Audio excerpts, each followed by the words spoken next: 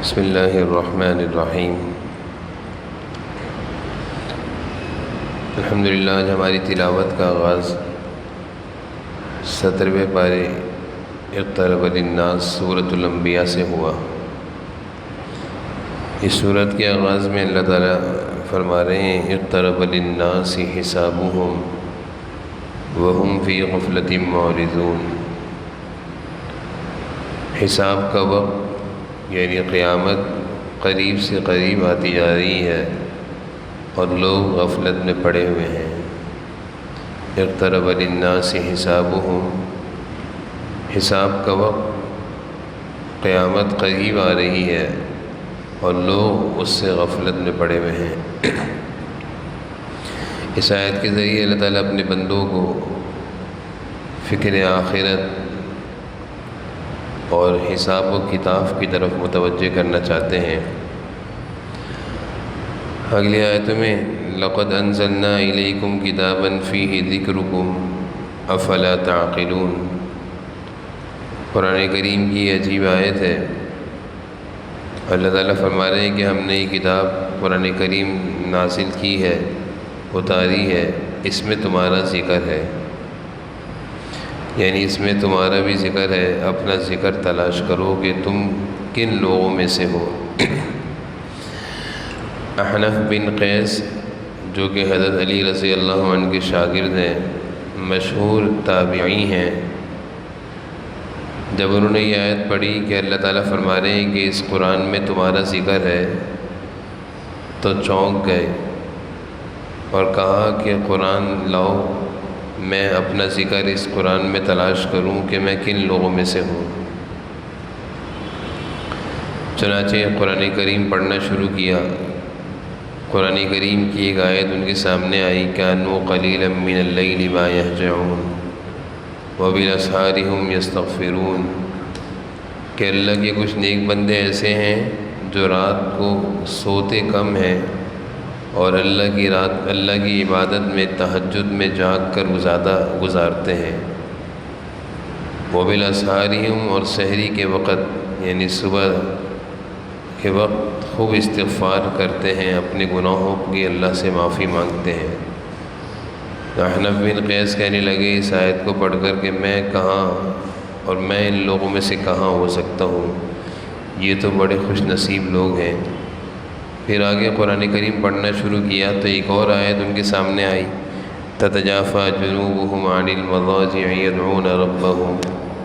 اللہ کے کچھ بندے ایسے ہیں جن کے پہلو ان کے بستروں سے جدا رہتے ہیں، جن کے پہلو ان کے بستروں سے جدا رہتے ہیں اور وہ زیادہ وقت اپنے اللہ کے سامنے کھڑے ہو کر عبادتوں میں گزارتے ہیں۔ احنف بن قیس نے جب یہ آیت پڑھی تو کہا کہ میں ان میں سے بھی کہاں ہو سکتا ہوں۔ اسی طرح پھر قرآن کریم کا مطالعہ کرتے رہے، ایک آیت سامنے آئی، الذین ينفقون فی السراء والضراء والکاظمین الغیظ، اللہ کے نیک بندے وہ جو ہر حال میں خرچ کرتے ہیں، غصے کو پی جاتے ہیں، لوگوں کو معاف کرتے ہیں، احسان کرتے ہیں۔ احنف بن قیس نے کہا یہ بھی بڑے اونچے درجے کے لوگ ہیں، میں ان میں سے کہاں ہو سکتا ہوں۔ پھر دوسرے طریقے سے قرآن کریم کا مطالعہ کیا، کچھ لوگ ملے، ما سلککم فی سقر قالوا لم نک من المصلین، کہ وہ جہنم کی آگ میں چل رہے ہوں گے، فرشتے ان سے پوچھیں گے کہ تم جہنم میں کیوں آئے، تو وہ کہیں گے لم نک من المصلین، ہم نماز نہیں پڑھا کرتے تھے۔ اسی طرح اور بہت سارے لوگوں اور قرآن کریم کا مطالعہ کیا تو کچھ لوگ وہ ملے جو جہنم میں چل رہے ہوں گے، سود، رشوت، خیانت، اس طرح کی بیماریاں اور اس طرح کی گناہوں کی وجہ سے۔ تو احنف بن قیس ان آیتوں کو پڑھتے جاتے اور کہتے کہ اللہ میری پناہ، مجھے ان لوگوں میں سے نہ کرنا۔ قرآن کریم کا مطالعہ کرتے کرتے ایک آیت پہ پہنچے، وآخرون اعترفوا بذنوبہم خلطوا عملا صالحا، کہ اللہ کے کچھ بندے وہ ہیں جن کے نامہ اعمال میں کچھ گناہ بھی ہیں اور کچھ نیکیاں بھی ہیں۔ عسى اللہ ان یتوب علیہم، لیکن اللہ ان پر فضل فرمائے گا اور ان کو توبہ کی توفیق دے گا۔ احنف بن قیس کہنے لگے میں ان لوگوں میں سے ہوں، میرے پاس کچھ نیکیاں بھی ہیں لیکن میں گنہگار اور سیاہ کار بھی ہوں، مجھے اپنے اللہ سے امید ہے کہ اللہ تعالیٰ مجھے توبہ کی توفیق دے گا۔ تو احنف بن قیس نے اپنا تذکرہ قرآن کریم میں تلاش کر لیا کہ میں کن لوگوں میں سے ہوں۔ اللہ فرما رہے ہیں لقد انزلنا الیکم کتابا فیہ ذکرکم، اس قرآن میں تم سب کا تذکرہ ہے، خود تلاش کرو، پڑھو، دیکھو کہ کن لوگوں میں تمہارا شمار ہوتا ہے۔ آگے اللہ تعالیٰ نافرمانوں کی حالت کو بیان کر رہے ہیں کہ جب وہ عذاب کو آتا ہوا دیکھیں گے فلما احسوا بأسنا، تو یرکضون، ادھر ادھر بھاگتے ہوں گے، لا ترکضوا وارجعوا الی ما اترفتم فیہ ومساکنکم، لیکن ان کو بھاگنے سے روک دیا جائے گا اور ان کو ان کے گھروں کی طرف دھکیل دیا جائے گا اور کہا جائے گا کہ یہیں رہو، اسی گھر میں رہو جس گھر میں تم اللہ کی نافرمانی کرتے تھے، اسی بستی میں رہو، یہیں رہتے ہوئے عذاب کو بھگتو۔ آگے اللہ تعالیٰ کی قدرتوں کا تذکرہ ہے، دن رات کا تذکرہ ہے، آسمان و زمین کی پیدائش بنانے کا تذکرہ ہے، آسمانوں سے بارش کے اترنے کا اور اس بارش کے نتیجے میں زمین سے غلے کے اگنے کا تذکرہ ہے، سورج اور چاند کا تذکرہ ہے، اور جس طرح اللہ تعالیٰ نے سورج اور چاند کو ایک نظام کے تحت اپنے کام میں لگایا ہوا ہے، اس کا تذکرہ ہے، کل فی فلک یسبحون۔ آگے اللہ تعالیٰ فرما رہے ہیں کل نفس ذائقۃ الموت، ہر شخص نے موت کا ذائقہ چکھنا ہے، ہر ایک کو موت کا سامنا آنا ہے۔ انسان چاہے اپنی صحت کا کتنا ہی خیال کرے اور وہ کتنا ہی چاہے کہ میں ہمیشہ زندہ رہوں، جوان رہوں اور موت میرے قریب نہ آئے، لیکن اسباب اس کو موت تک پہنچا دیتے ہیں، اور موت ایک ایسا اٹل فیصلہ ہے کہ جس کے بارے میں اللہ نے فرمایا لَكُمْ مِيعَادُ يَوْمٍ لَا تَسْتَأْخِرُونَ عَنْهُ سَاعَةً وَلَا تَسْتَقْدِمُونَ، کہ جب یہ وقت آئے گا تو ایک لمحے کی بھی مہلت نہیں ملے گی۔ آگے اللہ تعالیٰ میزان عدل کا تذکرہ فرما رہے ہیں، کل قیامت کے دن اللہ تعالیٰ بندوں کے نامہ اعمال کو وزن فرمائیں گے اور اس کے لیے ایک ترازو قائم کریں گے، اس میں اللہ تعالیٰ بندوں کے نیک اعمال کو تولیں گے اور اس کی برائیوں کو بھی رکھیں گے۔ جس کا پلہ نیکیوں کا جھک گیا وہ کامیاب ہو جائے گا اور وہ اپنی کامیابی کا اعلان کرے گا کہ میں کامیاب ہو گیا، میں کامیاب ہو گیا، اور جس کا پلہ برائیوں کا جھک گیا وہ ناکام ہو جائے گا اور وہ حسرت کرے گا، ہائے کاش کہ میں مر جاؤں، ہائے کاش کہ مجھے موت آ جائے، یا کاش کہ مجھے زندگی دوبارہ مل جائے، میں دنیا میں جا کر نیک اعمال کر لوں۔ تو اسی کو اللہ تعالیٰ فرما رہے ہیں وَنَزَعُ الْمَوَازِينَ الْقِسْطَ لِيَوْمِ الْقِيَامَةِ فَلَا تُظْلَمُ نَفْسٌ شَيْئًا،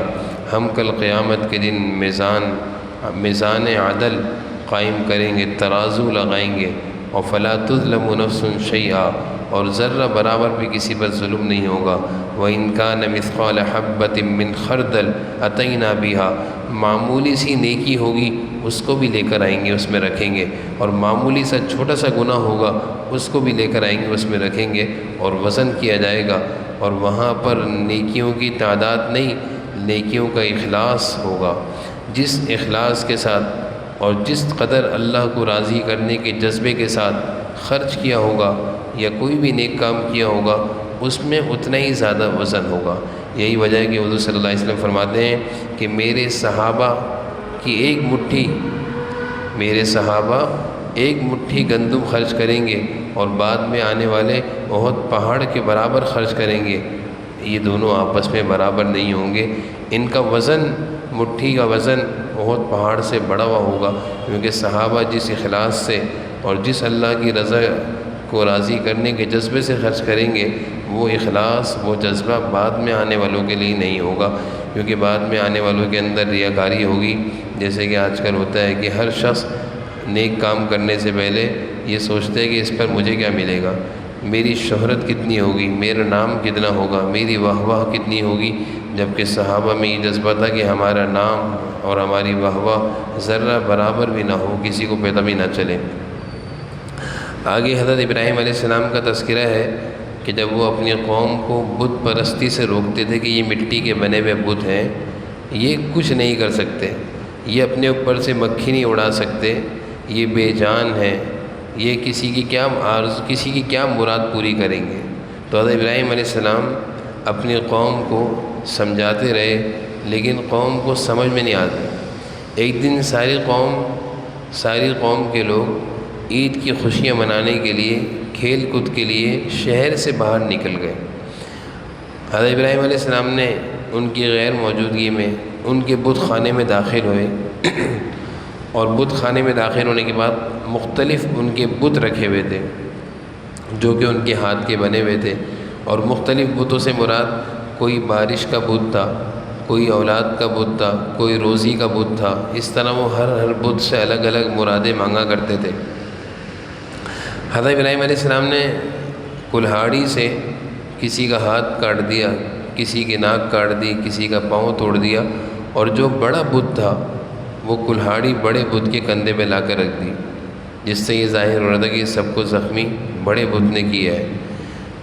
قوم کے لوگ جب شام میں واپس آئے اور انہوں نے اپنے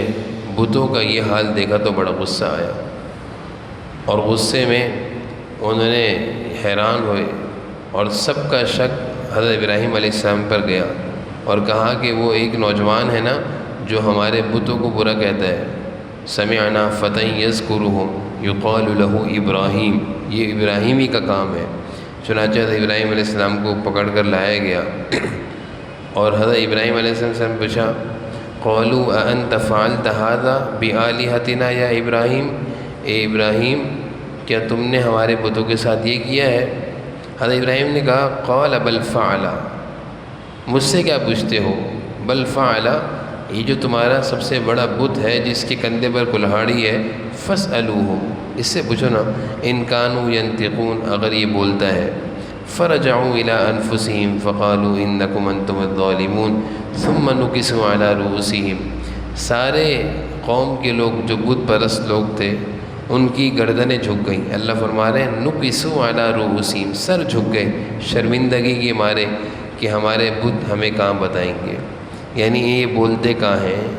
یہ کہاں بولتے ہیں سنتے ہیں، یعنی وہ بھی سمجھتے تھے کہ یہ نہ بولتے ہیں نہ سنتے ہیں، لیکن پھر بھی ان کی عبادت کرتے تھے۔ حضرت ابراہیم علیہ السلام یہی سمجھانا چاہتے تھے کہ تم اپنے بڑے بت سے پوچھو، وہ بتائے گا یہ کس نے کیا ہے، لیکن انہوں نے کہا کہ وہ خود اس بات کو اعتراف کر بیٹھے کہ کہاں بولتے ہیں۔ قال فتعبدون من دون اللہ، حضرت ابراہیم علیہ السلام نے دیکھا کہ جب ان کو سمجھ میں آ گئی یہ بات تو کہنے لگے، ما لا ينفعکم شیئا ولا یضرکم، تم ایسی چیزوں کی عبادت کرتے ہو جو کسی نفع کا نہ نقصان کا کسی بھی طرح اختیار نہیں رکھتے۔ اف لکم، اف لکم، اف ہے، تف ہے تم پر، ولما تعبدون من دون اللہ، اور جس کی تم عبادت کرتے ہو اللہ کو چھوڑ کر، اللہ ہے جو نفع نقصان کا اور ساری قدرتوں کی پوری طاقت رکھتے ہیں، اسی اللہ کی عبادت کرو۔ جب قوم کے لوگوں کو یہ یقین آ گیا کہ یہ ابراہیمی کا کارنامہ ہے تو انہوں نے حرقوہ وانصروا آلہتکم ان کنتم فاعلین، تو انہوں نے ایک بہت بڑی آگ جلائی اور اس آگ میں حضرت ابراہیم علیہ السلام کو ڈالا گیا۔ اللہ تعالیٰ کی حکم تھا یہ آگ جلائی گی اس وقت جب اللہ کا حکم ہوگا۔ اللہ نے آگ کو حکم دیا، قلنا یا نار کونی بردا وسلاما علی ابراہیم، اے آگ ہمارے ابراہیم کے لیے سلامتی والی ہو جا، ٹھنڈی ہو جا ابراہیم کے لیے۔ اللہ نے ٹھنڈی کے ساتھ سلامتی لگایا، کیونکہ زیادہ ٹھنڈی آگ ہوگی تو ہو سکتا ہے ابراہیم علیہ السلام کو ٹھنڈ لگے۔ اللہ نے فرمایا بردم و سلاما، ٹھنڈ بھی ہو سلامتی والی، یعنی زیادہ ٹھنڈی نہ ہو۔ تو اللہ تعالیٰ نے اس آگ کو ٹھنڈا ہونے کا حکم دیا اور جلانے سے روک دیا۔ چنانچہ قوم کے لوگ دیکھتے رہ گئے کہ حضرت ابراہیم علیہ السلام کو جب آگ میں ڈالا تو آگ میں جانے کے بعد آگ نہیں جلا رہی، جس سے سارے قوم کے لوگ اور زیادہ شرمندہ ہوئے۔ آگے اللہ تعالیٰ حضرت نوح علیہ السلام کا تذکرہ فرما رہے ہیں کہ جب انہوں نے اپنی قوم کو سمجھایا اور قوم نے حضرت نوح علیہ السلام کی بات کو نہیں مانا،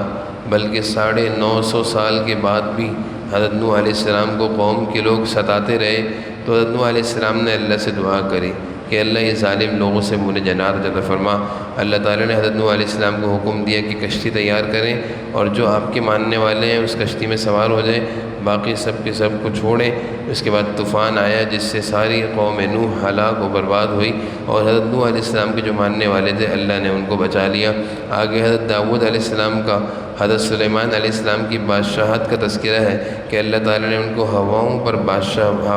کی بادشاہت دی تھی۔ وَلِسُلَيْمَانَ الرِّيحَ عَاصِفَةً تَجْرِي بِأَمْرِهِ، وہ ہواؤں پر سفر کرتے تھے، وہ تخت پر بیٹھتے تھے اور ہوا کو حکم دیتے تھے، وہ ہوا تخت کو اٹھا کر لے جاتی تھی جہاں ان کو جانا ہوتا تھا۔ آگے حضرت ایوب علیہ السلام کا تذکرہ ہے۔ اللہ تعالیٰ کے نبیوں میں سے حضرت ایوب علیہ السلام بھی ایک نبی ہیں، اور حضرت ایوب علیہ السلام کو اللہ تعالیٰ نے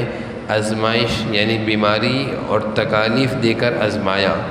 اور وہ اللہ کی اس آزمائش میں پورے اترے، اور وہ اللہ سے دعا کرتے تھے اذ نادى ربه انی مسنی الضر وانت ارحم الراحمین، اے اللہ مجھے تکلیف پہنچی ہے، یعنی میں جسمانی لحاظ سے بہت تکلیف میں ہوں، آپ مجھ پر رحم فرمائیں۔ تو اللہ تعالیٰ نے حضرت ایوب علیہ السلام کی دعا کو قبول کیا اور ان کی آزمائش کو ختم فرمایا۔ آگے حضرت یونس علیہ السلام کا تذکرہ ہے کہ جب وہ مچھلی کے پیٹ میں چلے گئے تھے، مچھلی کے پیٹ میں جانے کے بعد 40 دن تک مچھلی کے پیٹ میں رہے،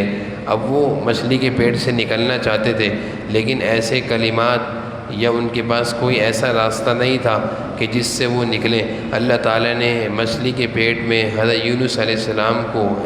کچھ کلمات سکھائے کہ یہ کلمات پڑھو، اس پڑھنے کی برکت سے تمہیں ہم اس مشکل سے نکالیں گے۔ چنانچہ حضرت یونس علیہ السلام نے جب یہ کلمات پڑھے، لا الہ الا انت سبحانک انی کنت من الظالمین، یہ آیت کریمہ کے نام سے مشہور ہیں، اور یہ اسم اعظم ہے۔ اسم اعظم یعنی اللہ کا وہ نام کہ اس نام سے جب دعا کی جائے تو ضرور دعا قبول ہوتی ہے۔ جناب نبی کریم صلی اللہ علیہ وسلم نے یہی فرمایا ہے کہ آیت کریمہ یہ وہ کلمہ ہے کہ جو مسلمان بھی ان کلمات کو پڑھ کر اللہ سے دعا کرے گا، اللہ تعالیٰ اس کی دعا ضرور قبول فرمائیں گے۔ آگے حضرت زکریا علیہ السلام کا تذکرہ ہے کہ جب انہوں نے اولاد کی تمنا کری تو اللہ تعالیٰ نے ان کی دعا کو قبول فرمایا اور اولاد سے نوازا۔ آگے اللہ تعالیٰ فرما رہے ہیں فَمَن يَعْمَلْ مِنَ الصَّالِحَاتِ وَهُوَ مُؤْمِنٌ فَلَا كُفْرَانَ لِسَعْيِهِ وَإِنَّ لَهُ كَاتِبُونَ، کہ دنیا میں جو بھی کوئی نیک اعمال کرے گا ایمان کی حالت میں، ہم اس کی کوشش کو، اس کی محنت کو ضائع نہیں کریں گے۔ چھوٹی سی چھوٹی نیکی ہو، چاہے کسی کو پانی کا گلاس ہی کیوں نہ پلائیں، یہ نیکی بھی کل قیامت کے دن اللہ تعالیٰ نیک اعمال میں شمار کر کے اس کو فائدہ ہوگا اس نیکی سے۔ بس اوقات انسان نیکی کو معمولی سمجھ کر چھوڑ دیتا ہے کہ چھوٹی سی نیکی چھوڑو، لیکن اللہ فرما رہے ہیں فلا کفران لسعی، تم چھوٹی سی نیکی کے لیے بھی ذرا بھی محنت کرو گے، ہم تمہاری محنت کو ضائع نہیں کریں گے۔ حضرت انس رضی اللہ عنہ نے فرمایا کسی نیکی کو معمولی سمجھ کر چھوڑو نہیں، معلوم نہیں جنت میں لے جانے کے لیے تمہیں یہی نیکی کام آ جائے، اور کسی گناہ کو معمولی سمجھ کر کرو نہیں، معلوم نہیں کہ جہنم میں تمہیں یہی گناہ نہ لے جائے۔ آگے اللہ تعالیٰ جہنم کا تذکرہ فرما رہے ہیں وَاقْتَرَبَ الْوَعْدُ الْحَقُّ فَإِذَا هِيَ شَاخِصَةٌ أَبْصَارُ الَّذِينَ كَفَرُوا، کہ جب اللہ کا وعدہ یعنی جہنم قریب کی جائے گی اور وہ اللہ کا وعدہ پورا ہوگا تو کافر جو جہنم میں جائیں گے تو جب وہ جہنم کی آگ کو دیکھیں گے تو ان کی آنکھیں پھٹی پھٹی ہوں گی، گھبرائے ہوئے ہوں گے، چیخ و پکار کرتے ہوں گے، لیکن اس وقت ان کی کوئی بات پوری نہیں کی جائیں گی، چیخیں گے، اللہ سے مدد مانگیں گے، لیکن ان کی کوئی بات پوری نہیں کی جائے گی۔ تو کافروں کا تذکرہ ہے۔ اس کے بعد اللہ تعالیٰ اپنے نیک بندوں کا تذکرہ کر رہے ہیں ان الذین سبقت لهم من الحسنى اولئک عنها مبعدون لا يسمعون حسیسا، جب نیک بندے جنت میں داخل ہوں گے تو بڑے خوش آرام سے داخل ہوں گے، فرشتے ان کو خوشخبری دیتے ہوں گے لا يحزنهم الفزع الاکبر، اب کوئی خوف اور گھبراہٹ تمہیں نہیں ہوگا، یعنی جنت میں کسی طرح کا بھی کوئی خوف اور گھبراہٹ اور کوئی غم اور دکھ اور کوئی پریشانی نہیں ہوگی۔ وَتَتَلَقَّاهُمُ الْمَلَائِكَةُ، اور فرشتے ان کو آتے جاتے سلام کرتے ہوں گے۔ آگے سورۃ الحج شروع ہو رہی ہے۔ اس سورت کے آغاز میں اللہ تعالیٰ فرما رہے ہیں یا ایھا الناس اتقوا ربکم، اے لوگو اپنے رب سے ڈرو، ان زلزلۃ الساعہ، قیامت کا دن یعنی جس دن قیامت آئے گی تو اس دن ایک زلزلہ آئے گا۔ قیامت کی ابتدا زلزلے سے ہوگی۔ زلزلہ کس طرح آئے گا کہ یوم ترونہا کل مرضعۃ عما ارضعت، وَتَضَعُ كُلُّ ذَاتِ حَمْلٍ حَمْلَهَا وَتَرَى النَّاسَ سُكَارَىٰ وَمَا هُمْ بِسُكَارَىٰ کہ اس دن قیامت کے دن حال یہ ہوگا لوگوں کا کہ جو دودھ پلانے والی عورت اپنے معصوم سے بچے کو دودھ پلاتی ہوگی اور اس کو اپنے معصوم بچے سے کتنی محبت ہوتی ہے، لیکن جب قیامت قائم ہوگی تو نفسا نفسی کا یہ عالم ہوا کہ وہ اپنے دودھ پیتے بچے کو پھینک دے گی،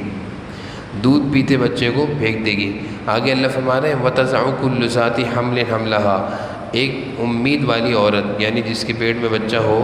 تو وہ اپنے بچے کی کس قدر حفاظت کرتی ہے اور وہ چاہتی ہے کہ بچہ صحیح سالم پیدا ہو، لیکن جب قیامت قائم ہوگی تو وہ اپنے بچے کو ضائع کر دے گی۔ آگے اللہ فرما رہے ہیں کہ لوگ اس وقت نشے کی حالت میں دکھیں گے، یعنی لوگ ادھر ادھر بھاگتے ہوں گے، اللہ فرما رہے ہیں لیکن وہ نشے کی حالت میں نہیں ہوں گے۔ وَلَكِنَّ عَذَابَ اللَّهِ شَدِيدٌ، اللہ کا عذاب ہوگا۔ آگے مزید اللہ تعالیٰ انسان کی پیدائش کا تذکرہ فرما رہے ہیں،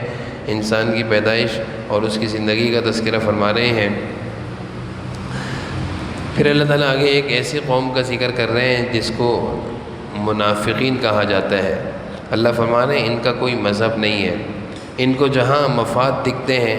جہاں فوائد دکھتے ہیں وہیں کے ہو جاتے ہیں۔ جب دیکھتے ہیں کہ اسلام میں فتوحات ہو رہی ہیں، مسلمانوں پر بڑی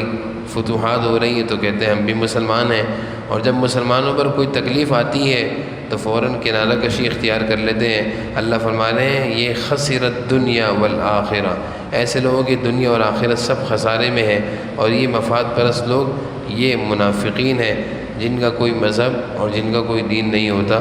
آج کل بھی ایسے بہت سارے لوگ معاشرے میں ملتے ہیں کہ جن کا کوئی مذہب کوئی دین نہیں ہوتا، تہواروں میں کبھی عیسائیوں کا تہوار آئے گا تو عیسائی بن جائیں گے، ہندوؤں کا تہوار آئے گا تو ہندو بن جائیں گے، مسلمانوں کا تہوار آئے گا مسلمان بن جائیں گے، سب کے تہواروں میں شامل ہوتے ہیں اور سب کو خوش کرتے ہیں۔ اللہ ایسے لوگوں کے بارے میں تو فرما رہے ہیں خسرت دنیا والآخرہ، یہ مسلمان نہیں ہے بلکہ یہ مفاد پرست لوگ ہیں، جہاں دیکھتے ہیں جس کی خوشی ہے اس میں شامل ہو کر یہ کہتے ہیں ہم تمہارے ساتھ ہیں، یہ مسلمان نہیں ہیں۔ آگے اللہ تعالیٰ حضرت ابراہیم علیہ السلام کا تذکرہ فرما رہے ہیں کہ جب انہوں نے بیت اللہ شریف کی تعمیر کری اور بیت اللہ کی تعمیر کر کے جب وہ فارغ ہو گئے تو اللہ تعالیٰ سے کہنے لگے کہ اللہ میں نے بیت اللہ کی تعمیر تو کر دی، اب لوگ یہاں کیسے آئیں گے؟ بیت اللہ تو پہاڑوں کے درمیان ہے اور ویران ہے، جنگل ہے، بیابان ہے، کوئی آبادی نہیں ہے اس جگہ۔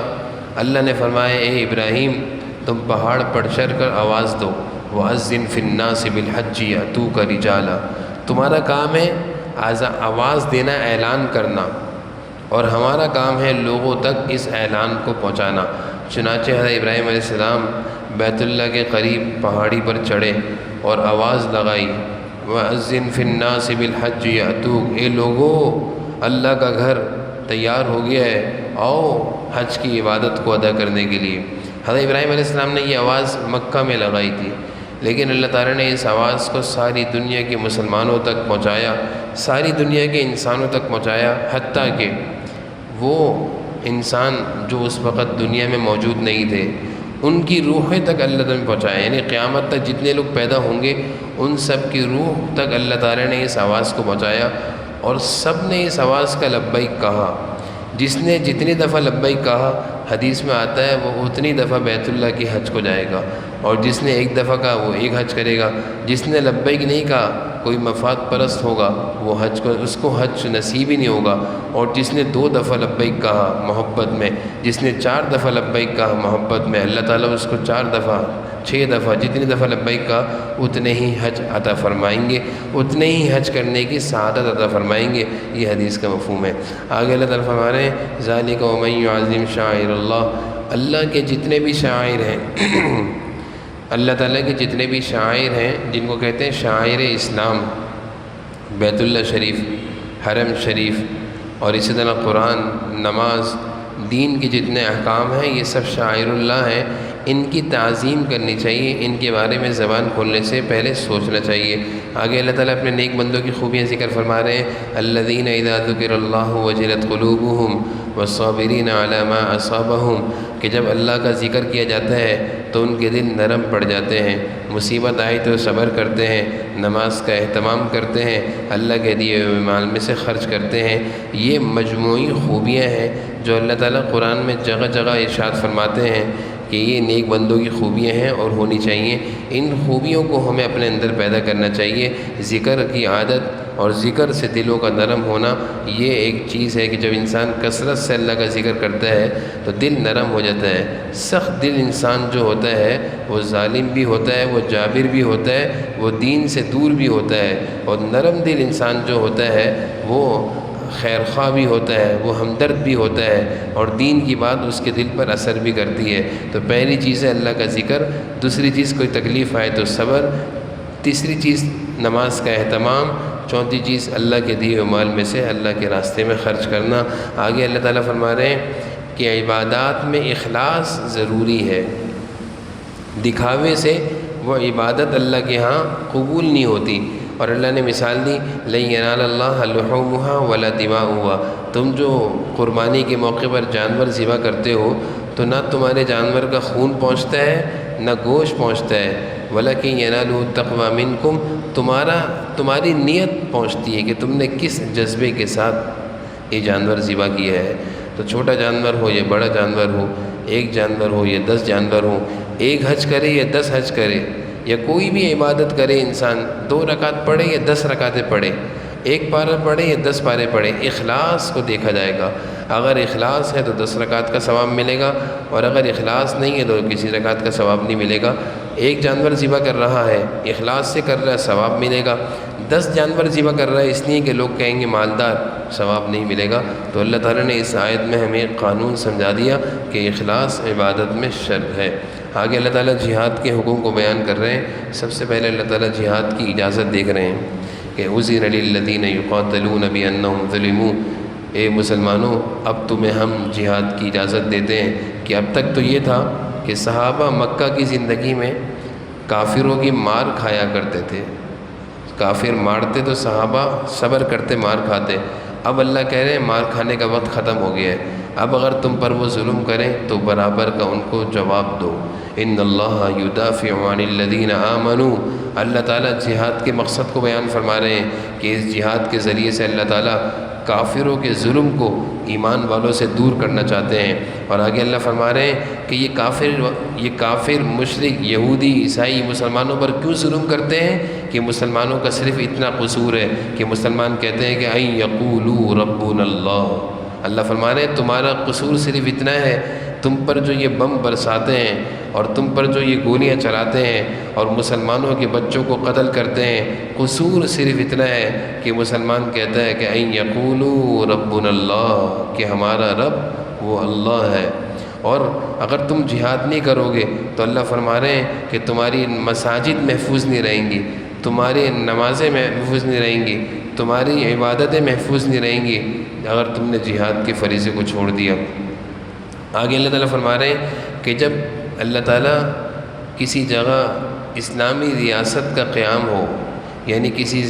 کسی دھرتی پر اسلامی حکومت قائم ہو اور شریعت احکام شریعت اسلامیہ کا نفاذ ہو، تو اللہ فرما رہے ہیں پھر وہاں پہ یہ قانون بننا چاہیے اقاموا الصلاۃ، کہ سب کے سب نماز پڑھیں گے، آتوا الزکاۃ، سب کے سب زکوٰۃ دیں گے، وامروا بالمعروف، سب کے سب نیک کاموں کا حکم دیں گے، ونہوا عن المنکر، اور سب کے سب برائیوں سے روکیں گے۔ یعنی اللہ تعالیٰ نے اس آیت میں اسلامی ملکوں کا آئین اور دستور بیان فرمایا ہے، اسلامی ریاست کا آئین اور دستور،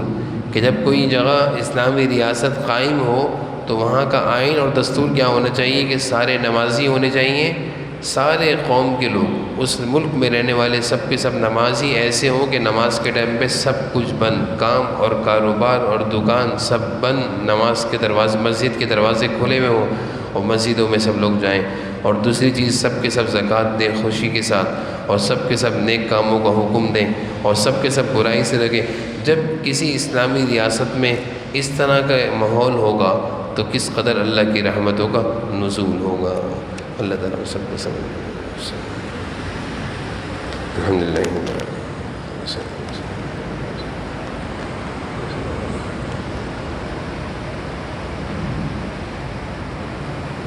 صلی اللہ تعالی علی خیر خلقہ وسلم برحمتک.